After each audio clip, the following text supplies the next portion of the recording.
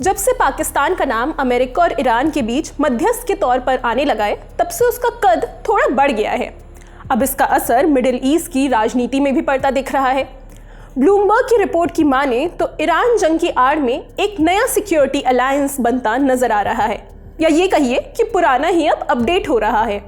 इसके तहत तुर्की और कतर पाकिस्तान और सऊदी अरब के डिफेंस पैक्ट से जुड़ सकते हैं। रिपोर्ट्स के मुताबिक पाकिस्तान के रक्षा मंत्री ख्वाजा आसिफ ने कहा है कि इस व्यवस्था को फिलहाल अंतिम रूप दिया जा रहा है।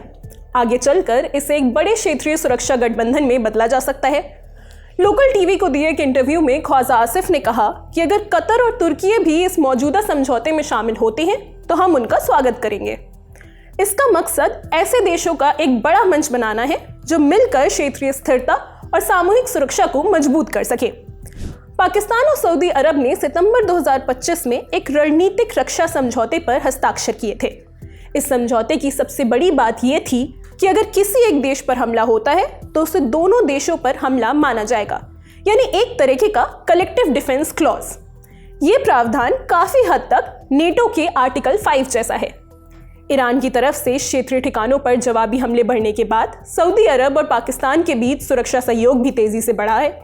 पिछले महीने पाकिस्तान की एक सैन्य टुकड़ी सऊदी अरब के किंग अब्दुल अजीज एयरबेस पहुंची थी ताकि ज्वाइंट मिलिट्री कोऑपरेशन और क्षेत्रीय सुरक्षा की कोशिशों को मजबूत किया जा सके। ऐसे में अगर इस समझौते में तुर्की और कतर भी शामिल हो जाते हैं तो ये कई प्रभावशाली मुस्लिम देशों का एक नया सिक्योरिटी ग्रुप बन सकता है। खास बात यह है कि सऊदी अरब और तुर्की के रिश्ते लंबे समय तक उतार चढ़ाव भरे रहे हैं। दोनों देशों के बीच पश्चिम एशिया में सुन्नी नेतृत्व को लेकर कंपटीशन भी रहा है, लेकिन हाल के सालों में उनके संबंध बेहतर हुए हैं। अमेरिका ईरान युद्ध के बाद दोनों और करीब आ गए हैं।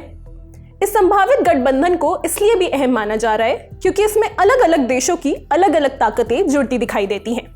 मसलन सऊदी अरब और कतर के पास तेल और गैस से आने वाली बड़ी आर्थिक ताकत है। तुर्की के पास एडवांस डिफेंस टेक्निक और मजबूत डिफेंस इंडस्ट्री है। वहीं पाकिस्तान के पास परमाणु हथियार और बैलिस्टिक मिसाइल क्षमता है। कुछ एक्सपर्ट्स इसे मुस्लिम नेटो या इस्लामिक नेटो जैसे नाम भी दे रहे हैं। उनका मानना है कि अगर ये गठबंधन पूरी तरह आकार लेता है तो ये पूरे क्षेत्र की सुरक्षा व्यवस्था को बदल सकता है। तुर्की की भूमिका यहाँ सबसे ज्यादा ध्यान खींचती है। तुर्की सिर्फ एक क्षेत्रीय ताकत नहीं बल्कि अमेरिका के नेतृत्व वाले नेटो का भी एक पुराना सदस्य है। नेटो में अमेरिका के बाद तुर्की की सेना ही दूसरी सबसे बड़ी सेना मानी जाती है। साथ ही उसका रक्षा उद्योग भी काफी विकसित है। रिपोर्ट में यह भी कहा गया है कि मई 2025 में भारत और पाकिस्तान के बीच हुए ऑपरेशन सिंदूर के दौरान तुर्की ने पाकिस्तान की मदद की थी।